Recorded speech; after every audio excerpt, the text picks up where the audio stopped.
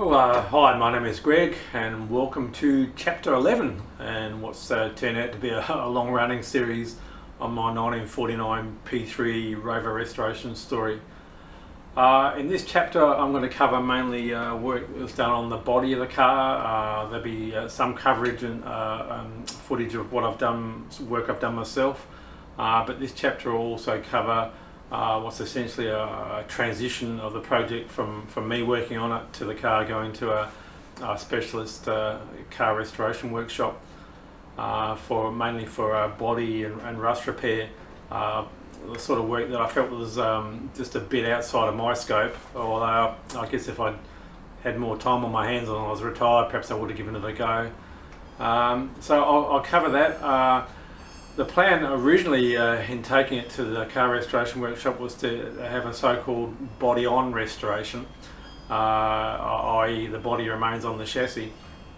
Anyway, that was the plan, but as is a kind of consistent theme in this project, nothing works out to be quite as simple and straightforward as first planned. I knew I had some rust in the car. For example, I knew I had some rust in the area of the body under the running boards, in the sills. I knew I had some rust there. I knew I had some rust in the floor, sort of behind the back seat, in between the fuel tank. There's an area of the underside of the car there where I could see I had rust. But for the most part it actually looked pretty good. Anyway, it looked pretty good until the car restoration workshop scratched a little deeper, shall we say.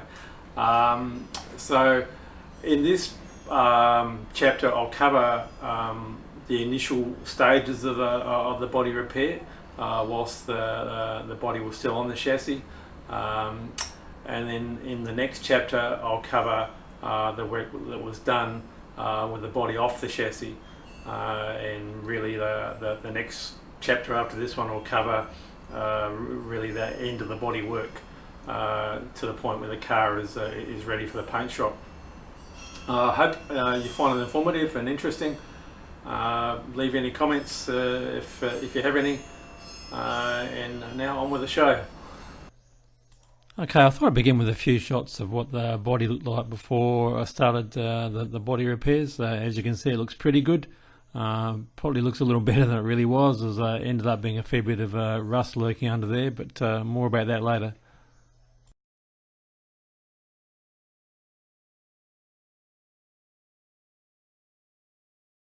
After this shot, I've got some film that I shot of when I made the bracket and front number plate support. I visited a friend who also has a P3 that he's restoring, and measured up those parts on his car so that I could copy them. This would be one of the last jobs I did before taking the car to the restoration workshop.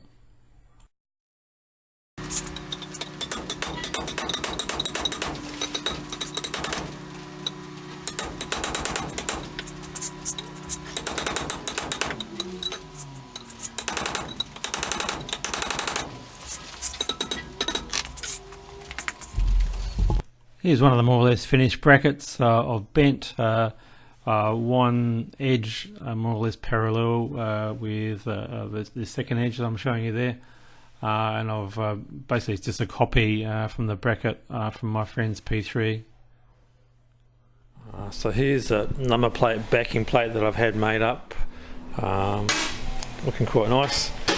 I had to just cut it down, so it was just 1/4 of an inch here. For some reason they made it a little bigger than what I asked for. And here's the brackets that will be welded on at either end. And once they're welded on, it's pretty much finished apart from painting.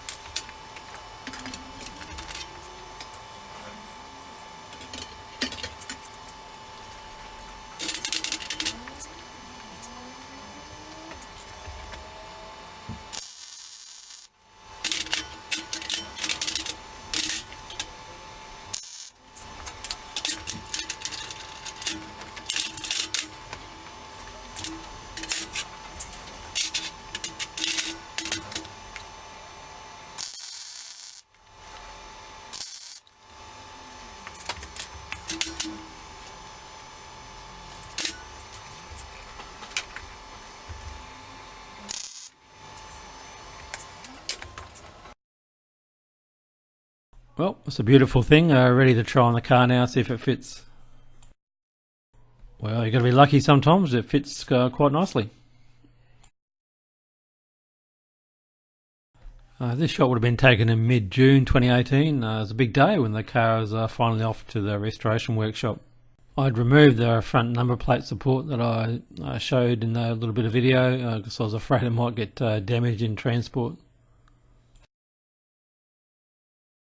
As I think I mentioned in the last video, I ended up following my car all the way up to Mount Barker in the Adelaide Hills. At the workshop now, I had a chance to catch up with some of the guys who've been working on my car. It was just really a good time. They seemed really enthusiastic about the project, which was really nice to see. Car's in the workshop area now for the very beginnings of the body repair work.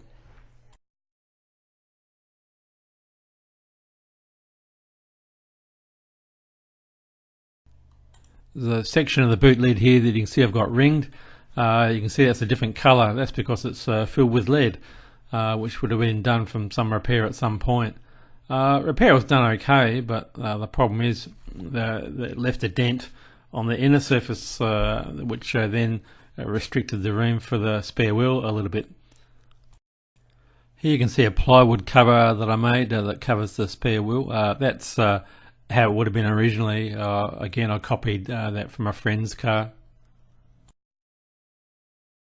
This ring section, you can see here there's a bit of a dent. Obviously the bumper's been pushed in at some point and damaged the rear guard.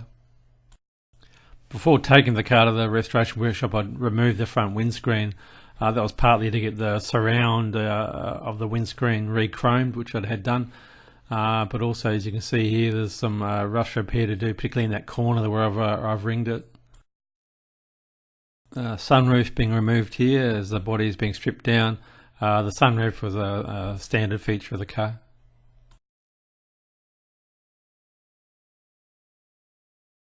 This shot shows the front bulkhead or firewall of the car just above the steering column. As you can see, there's a crack there. I did contemplate repairing that myself, but in the end decided to leave it to the restoration workshop. And here's the same section repaired. Looking at the lower front section of the body now on the passenger side, in an area that's referred to as the sills, I think. I could be wrong. As you can see, there's a little bit of rust there. Well, it looks like there's a little bit of rust there, but more about that later. Here we have the sort of front passenger side section of the sills, where you can see there's some obvious rust. It tended to be much worse on the passenger side. I guess it just got wetter there when the car was used.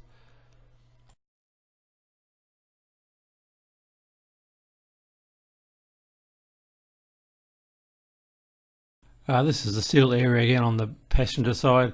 If you look carefully, you can see a cut that's being made there. I think that's partly sort of an inspection cut to see how bad the damage is, or it could be that they've figured out how bad the damage is and they figure that they need to cut it out altogether and repair it.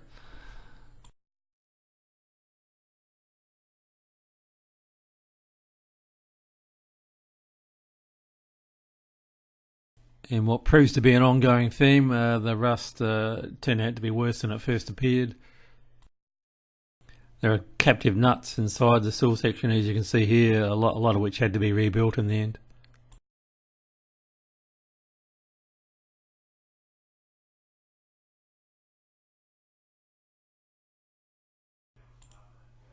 Section of the rear passenger side here where you can see that there's some paint on it. I think that's probably a weld through primer, but I'm not sure. Here you can see a remanufactured bracket that replaced what was rusted away essentially.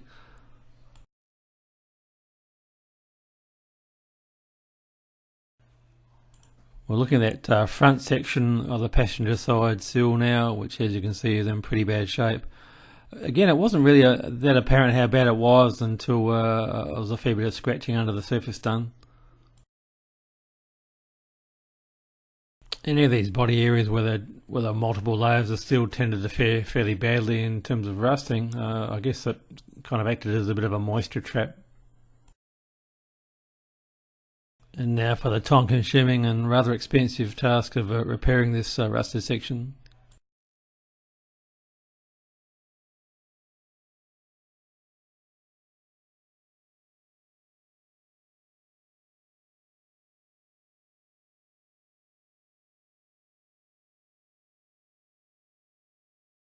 Rusted section cut out and new section welded in. Getting towards the end of the repair on the passenger side now, and so it'll be on to the driver's side. We're on to the driver's side now, not as bad, but still bad enough. Next few shots detail some weld repair on the sill on the driver's side. Some of them may be a little bit out of sequence, but what I'm trying to show is just the process really, where a section of steel is cut out, a new section of steel is fashioned to fit into the section that was cut out. It's tack welded in, and then it's welded in properly, and then the welds are ground off so they're smooth.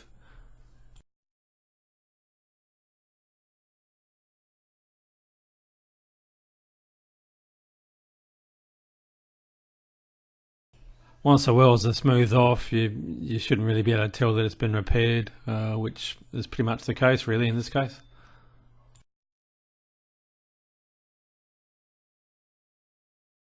Sort of front section of the driver's side here being repaired.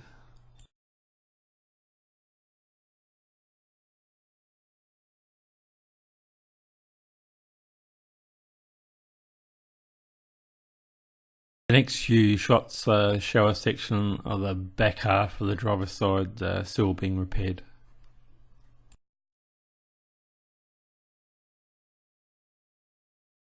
This shot would have been taken from actually inside the car, sort of looking down on the floor area, and as you can't quite see so well in this photo, but there is a sort of rusted section in the B pillar on both sides that needed repair.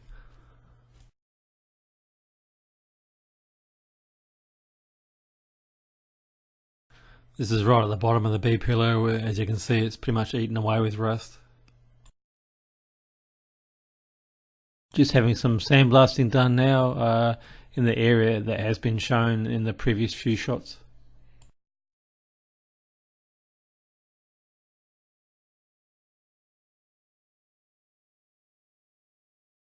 This shot showing some new steel that have been welded in an area just above the sill on the passenger side. You can see the bottom section of that B pillar now, which has been rebuilt and looking nice now.